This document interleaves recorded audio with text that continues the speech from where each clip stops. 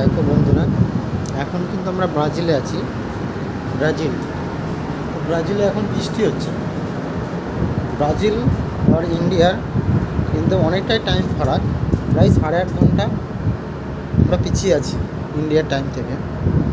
তো এখনই দেখো বৃষ্টির মৌসুম, আমাদের ইন্ডিয়াতেও শুনছি দুর্গাপুজো, এখনও বৃষ্টি হচ্ছে। আমাদের এখনও কিন্তু এই ব্রাজিলে বৃষ্টি হচ্ছে, কিন্তু মৌসুমটা খুব সুন্দর মৌসুম।